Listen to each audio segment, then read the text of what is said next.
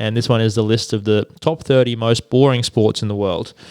Most boring sports, okay. So I probably gave it away there that some sports that some people might not count as sport and some people do. And that's a debate that's going to keep raging, isn't it, Yeah. on this podcast? So there's not too many that are off the cards in this list. There's cards on the list. Maybe some card games in there. Okay, but what do you guys reckon? What are the top, you can say, put together your top 5 or... So we're going most boring sports. Most boring. Oh, most boring sports, okay. Well, if we're going more like recreational, I would say that people would actually put cricket in it. Yeah, that's true. Top 5. I think a lot of people would. Yeah, well, cricket comes in at number 2. It does, that's okay. up there. What's more boring than cricket? Golf, like croquet.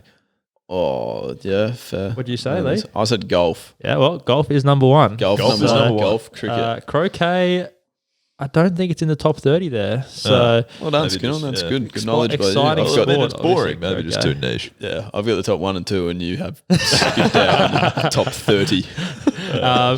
We've still got 3. Well, we've actually via the website also, we that we have been offering sort of the speak pipe service, so people can record their audio. And we can play it straight onto the podcast here. And Skin and I have been, and you actually, we've all three of us have been trawling through them, really trying to stay on top of them, because sometimes they do come in thick and fast. I know you find that hard to believe, but they can be hard to stay on top of. And you probably see why soon. A couple of people may be doubling up, to be confirmed. But basically, we've gone through and tried to choose one of our favourites ourselves. And Skin, my first choice is, well, it's about we you. got the chocolates, boys. Perfect. It's Bays here. Got a little nomination for the Toad 11, actually.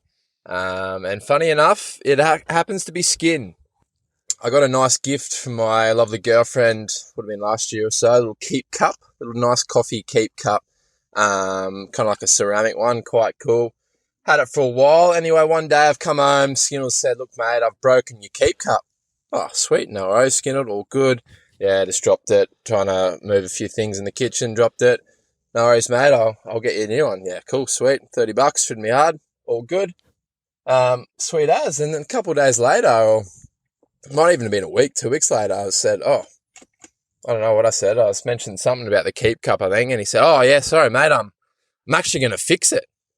What do you mean, mate? Like, I don't really want any super glue in me flat white each morning, if that's all right. No. I'm actually gonna use gold. I want to use some gold to fix it. Well, what do you mean, gold? Yeah, no, like melted gold. Like I've found out that it's like a thing. You melt gold and kind of like fix it. How is that save money? Yeah, okay, mate. Yeah, righto. Yeah, go for it. Yeah, welcome to. Yeah, all good. So anyway, yeah, I think we're about 8 months past that chat, and keep cup's still sitting on the shelf broken, and I think Skinner's been still mining for that gold. So if you see anyone down Wellington Point area with a shovel and a spade and a metal detector, it's just Mitchell looking for gold. Cheers, boys. See ya. Good. Skinner, thank you, Baisley. yeah, no, absolutely guilty there. I'm glad you pulled me up on that, Baz. I do owe you an apology for that, and I owe you a keep cup, so I need to hurry up and get that. But yeah, I would argue that it's not really to save money, given I was for a few seconds planning on buying gold and a kiln to do it. It's more it's this cool like Japanese art form, and it's meant to have some nice deep meaning, and you fix broken things with gold and they look better afterwards. That was my plan, but yeah, obviously Hope it's not charging you interest. Yeah. I mean, that's a really good thing. In like, it sounds really impressive, Skinner, but you may need to actually do it. Yeah, it was a nice idea. The fact that it's taken me 8 months is less nice. So I might end up just going down to First Coffee and grabbing you one, if that's all right, Baz. Perfect. And Gigas, obviously it does mean that you haven't been able to go out for any dinners, which is a real shame, because I actually have a story for the boys. I haven't got to tell them yet, so I'm hoping that I've been storing this one up, like not on purpose, but just sort of speaking to you reminded me of it tonight. But one time that I have been for dinner with you in recent times was quite one of the greatest stories I've heard. So we've had a day in the second 11 game here, boys, where we're in Adelaide. We did some serious time in the dirt, Gingus, didn't we? Like the full first day. We did. And it was like flat, and there wasn't a huge hurry on, so there were parts where it was quite monotonous. So we've done a long day in the dirt, and then finally on the 2 days really. Finally on the second day, we got to finally have a bat. Gingus, what number were you batting? I was at Michelle Pfeiffer, I think. I think it was at 5. Yeah, you were. Okay, yep. So Genghis comes in at 5. Unfortunate wicket in the second last over of the day. Genghis has to go out and face the last 8 balls of the day. Right. Successfully battles his way through those 8 balls. He's on 2 not out. Great 2. And myself, Baisley, and Genghis have decided that we'll go for dinner at the Jamie Oliver restaurant. Skinner, Yeah, Jamie's Italian. Yeah, Jamie's Italian, which you'd be a massive fan of pre-vegan days. Yeah, correct. They were very good. So we were quite excited about this. And as we sort of walked in, the lady has come to us and said, like, hey guys, where would you like to sit? Giving us a little bit. There wasn't an overwhelming number of people, so we had quite options open. And the group that was already in there was just like probably a group of 10 to 12 ladies. And for some reason, like they all just sort of went into like this big just rapture of thunderous applause. And no one had any idea why. Okay. And Genghis were just all, so me, Baisley, and Genghis sort of like looking over going, what the heck's going on? And they all stopped clapping. Genghis goes, guys, please, I'm only 2 not out. No. And the best part was that the lady that was serving us, remember Genghis, she just thought we were the biggest tools of all time. Yeah.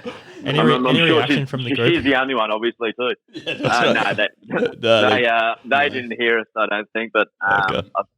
Faye's got a bit of a rundown of some really good gear, and I'm sure that poor waitress probably has had better nights than serving the 3 of us, or the 2 of us anyway. Yeah. We then traded cheese puns when she brought out the parmesan for the next couple of minutes as well. So perfect. it's a very entertaining night. Genghis went on to go very 100 good. the next day, so obviously that's the catalyst for any Yeah, that must have been it. Yeah, That must have been it. any aspiring cricketers out there, make sure you get there, tell a couple of jokes. Yeah. Make sure you have a heavy pasta and 4 schooners before you go to that. Carb loading. Perfect. Like, you've had a couple of good guests on recently, hey? Yeah. John Millman, holy, that's a good grab, that, hey? Fantastic, That's actually. fantastic. Isabel, very good, good tennis player.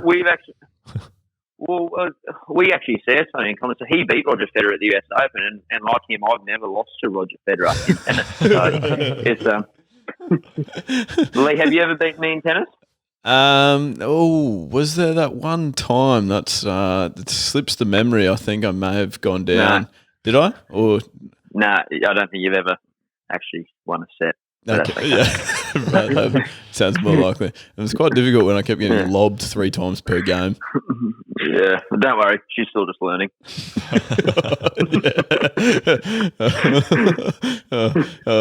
We probably need to give you some context of that joke as well. I'll quickly summarise. Myself, You do it. Genghis, Kathleen, Genghis's wife, all playing tennis. I've framed one over the fence. Me and Genghis at this point had actually been playing a bit of tennis. Kathleen was trying to learn. Genghis hits it to me. I frame it over the fence into the next person's court, interrupt their very serious game. And when they looked over staring at me, I said, oh no, sorry guys, she's just learning. Genghis, as per usual, we appreciate your time, mate. Say goodbye to everyone. No, thank you, boys. Thanks for having me again. I'll see you in a couple of weeks when you run out of guests again. Correct. Thank you, mate. Thanks, mate. Bye. Genghis. Yo. We had to bring you back because there was another question that I obviously forgot to ask you. Oh, okay. Some Go of the great organisation. Well, I was just well done, everyone. There's really only one person that can be blamed for that. Skinnell. Yeah. Definitely. Well done, Has. Good job. No, we were going to ask you, Genghis, because we know we've had you. You're a big fan of sort of some Eddie Betts. And Skinnell obviously has banned horse racing chat. But one came across my desk today that I feel like you might actually be appreciative of. Now you can't hear this. You can't hear this little hilarious background graphic that I'm playing here, the background sound. But it's actually just some audio of a Scott Morrison presser. Mm-hmm. And what we're wondering from you is your novelty bet for ScoMo's first word at the next press conference that he holds. We've got some of the odds. In front of us here. Have you had a chance to peruse? Is that one that you're all over? I'm well versed. I must admit, I'm a regular to the Sportsbet website. Don't know why. It just sort of keeps accidentally opening on my screen. I don't know why. Look, I mean, obviously good. It's hard to beat. Good morning, good afternoon, good evening, all that type of stuff. But I was having a little scroll down. you could do worse things than chucking a little rock lobster on right, righty, righto, or rightio at $51. Like, you start like right. Good morning, everyone. Well, right's still the first word, isn't it? Yeah, I mean, there's a few word ones. Aloha, Jesus Christ, 201. No, thanks. Well, guys, that can only mean one thing, really. What a serious way to end. I liked it. It's good. We are back to wrapping up with a bit of best on ground chat. Any thoughts? Oh, yeah. Well, thoughts are you've managed to evade it for another week. Frick! This doesn't keep happening. Why? I thought I was very good. You hung up on Gode like before asking him the key question about his and that was building suspense. I'm the hype king. Haz and I gave you the benefit of the doubt of like we thought maybe it had run for too long and you didn't think we had time for that question, so we just let it play on and then realised you'd literally just forgotten to ask it. You've certainly gone backwards on the buttons tonight. You had gotten better, but tonight hasn't been perfect. There's been a lot more to do on the buttons tonight. Yeah, that's got to say, but I still don't think that's helping me.